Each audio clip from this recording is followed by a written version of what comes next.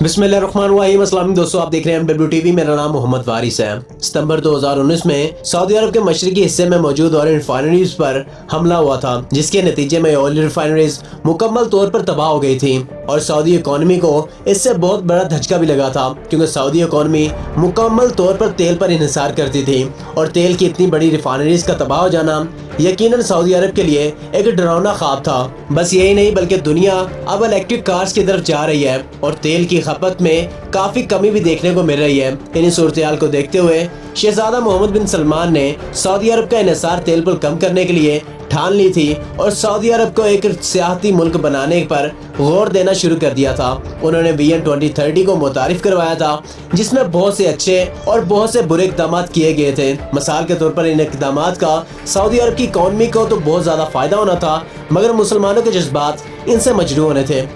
मिसाल के तौर पर सऊदी अरब गुज़िश्ता सालों में 40 अरब डॉलर हज और उम्रा ज़ायरीन से कमाता था, मगर 2022 तक ये 150 अरब कमाना चाहता था, जिसका सीधा सीधा मतलब ये था कि उम्रा और हज करने वालों पर टैक्सेस बढ़ा दिए जाएंगे और इनको भारी भरकम टैक्स चाहते या ना चाहते हुए भी अदा करने पड़ेंगे और यूं सऊदी इकोनॉमी को काफ़ी ज़्यादा ज़र मुबादला भी कमाने को मिलेगा।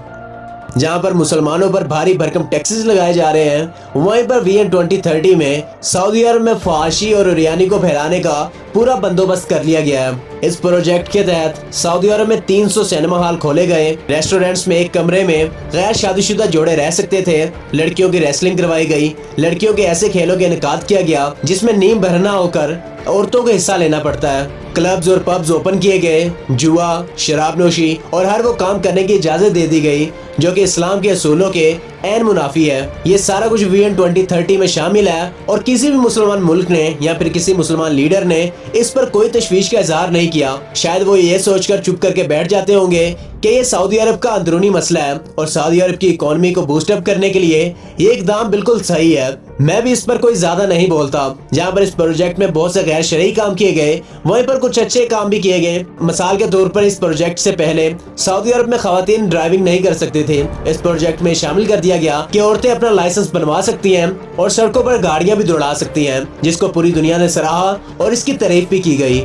इस प्रोजेक्ट के तहत नियोम सिटी बनाई जाएगी जो कि अल-कादिया शहर में वाक़िया है और ये शहर सऊदी अरब के दारुल हुकूमत रियाद से तकरीबन 350 किलोमीटर की दूरी पर वाक़िया है। नियोम सिटी की खासियत ये है कि इसमें हर आसाइश आपको मिलेगी और इस शहर में शरई कानून नाफिज नहीं किए जाएंगे और यहाँ पर अमेरिका और यूरोप के लोग छुट्टियाँ गुजारने के लिए आया करेंगे और यहाँ पर शराब नोशी, जुआ, उरियानी, फहाशी और हर तरह के उस काम को जायज़ करार दिया जाएगा जो कि इस्लाम और शरई कानून के ऐन मुनाफी होगा। और इस शहर का मुवाजना आप यूरोप और अमेरिका के शहरों से भी कर सकते हैं। या फिर यह भी कहना गलत ना होगा कि ये शहर पूरी दुनिया में ये फहाशी का नंबर 1 अड्डा भी बन जाएगा जो कि सऊदी अरब में मौजूद होगा। सऊदी वली शहजादा मोहम्मद बिन सलमान का इस पर जवाब ही आता है कि सारा कुछ सऊदी अरब की इकोनॉमी को संभाला देने के लिए करना पड़ रहा है, क्योंकि ऑयल प्राइसेस में बतदरीज कमी आ रही है। शहजादा मोहम्मद बिन सलमान सऊदी अरब को UAE और दुबई जैसा मुल्क बनाना चाहते हैं जिसमें इस्लाम के कवानीन की कोई पासदारी नहीं रखी जाएगी। सऊदी अरब के बाकी सूबों और शहरों में तो जो हो रहा था वो हो रहा था, मगर अभी ये बात मुकद्दस सूबों और शहरों तक आ चुकी है और मुकद्दस शहरों की बेहरुमती भी की जा रही है। मिसाल के तौर पर रवा माह में एक ऐसे शहर की बेहरुमती की गई है जिसकी गलियों में नबी आखिरुज़्ज़मा हज़रत मोहम्मद सल्लल्लाहु अलैहि वसल्लम ने अपना वक्त गुजारा, सहाबा कराम ने अपना वक्त गुजारा। ये एक ऐसा शहर है जिसकी बेहरुमती के बारे में सोचना भी मुसलमान कभी बर्दाश्त नहीं कर पाएंगे, मगर ऐसा हो रहा है और मुसलमान हाथ पे हाथ रख के बैठे हुए हैं और ऐसा सब कुछ होने के बावजूद भी मुसलमानों को इसकी खबर तक नहीं हो रही और मुसलमान ख्वाबे गफलत में डूबे हुए हैं और जिन मुसलमानों को इसका इल्म है वो दुख और बेबसी की एक तस्वीर बने हुए हैं। नाज़रीन का मदीना के एक शहर अल-उला जो कि मस्जिद नबवी से तकरीबन 335 किलोमीटर की दूरी पर वाक़िया है, जिस सहरा में पहले कभी सहाबा कराम गुजरा करते थे, आज उसी शहर में नीम भरना लिबास पहनकर औरतों का फोटोशूट किया जा रहा है और उन औरतों को पूरी दुनिया में दिखाया भी जा रहा है। नाज़रीन कराम, जुलाई 2020 में अमेरिकी मैगजीन जिसका नाम वोग है, उसने अल-उला शहर के सहराओं पर एक रौंची फोटोशूट करवाया है। रौंची फोटोशूट का मतलब ये होता है कि इसमें ऐसी मॉडल्स शरीक होती हैं जिन्होंने नीम भरना लिबास पहना होता है, जिनका आधा जिस्म नंगा और आधा जिस्म कपड़ों से ढंपा होता है और ये सारा कुछ कहीं और नहीं बल्कि उस मुकद्दस सूबे में हो रहा है जिसके शहर में हजरत मोहम्मद सल्लल्लाहु अलैहि वसल्लम इनकी गलियों में गुजरा करते थे। ये सारा कुछ हो जाने के बाद भी किसी मुस्लिम लीडर की तरफ से कोई आवाज नहीं उठी और यहाँ तक कि झूठी मजम्मत के लिए भी इनकी जुबान नहीं खुल पाई। मैं इमरान खान समेत तमाम मुस्लिम लीडरान से ये सवाल करता हूँ कि ये सब कुछ हो जाने के बाद आपने शहजादा मोहम्मद बिन सलमान से क्यों कतई ताल्लुक नहीं किया और उनसे क्यों सवाल ना किया।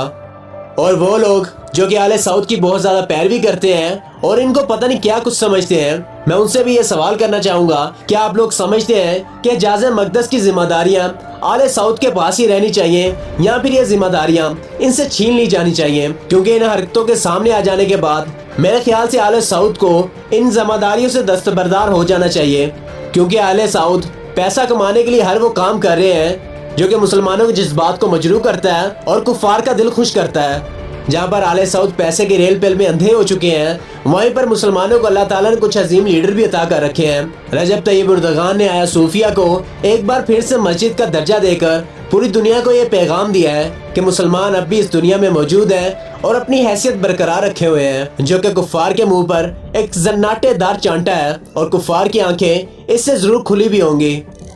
वीडियो को लास्ट पर मैं आपको ये भी बताना चाहता हूँ कि 2023 अब दूर नहीं है और मुआहिदा लौज़ान से तुर्की की जान छूटने वाली है और 2023 के बाद तुर्कों को एक बार फिर से हजाज़े मक़दस की जिम्मेदारी मिलने का हक हासिल हो जाएगा। और मैं ये दुआ करूंगा कि हजाज़े मक़दस की जिम्मेदारियां एक बार फिर से तुर्कों को मिल जाएं, क्योंकि आले सऊद की हरकतें इस बात की दलील देती हैं कि हजाज़े मक़दस की जिम्मेदारियों को संभालना अब शायद आले सऊद का काम नहीं रहा और आले सऊद पैसे के लिए कुछ भी कर सकते हैं। अगर आज इन्होंने मदीना के सूबे में ये सारा कुछ किया है तो कल कुफार को खुश करने के लिए खुदा न खासा ये सब कुछ मक्के में भी करवाया जा सकता है, जो कि मुसलमानों के लिए शर्म से डूबने का मकाम होगा। हमें अपने तौर पर इस बात की सख्त तरीन मजम्मत करनी चाहिए और जितना हो सके इस बात को फैलाना भी चाहिए, क्योंकि हजाज़े मक़दस सिर्फ आले सऊद की प्रॉपर्टी नहीं है बल्कि तमाम मुस्लिम उम्मा का मुश्तरका विरसा है, जो कि हमें मुसलमान होने की बुनियाद पर मिलता है। बाय द वे, आप लोग इस बारे में क्या राय है? मदीना के सूबे में होने वाले वोग मैगजीन के बोल्ड सीन्स और यहाँ के फोटोशूट के बारे में आप लोग क्या कहना चाहेंगे? अपनी कीमती राय का इज़हार कमेंट बॉक्स में ज़रूर करिएगा। आई होप आपको ये मेरी वीडियो काफ़ी अच्छी लगी होगी और आपको इस वीडियो से काफ़ी कुछ जानने को भी मिला होगा। अगर आपको ये मेरी वीडियो अच्छी लगी है तो वीडियो को लाइक करें और दोस्तों के साथ भी ज़रूर शेयर करिएगा, ताकि आले सऊद की यह हकीकत तमाम लोगों पर आया हो सके।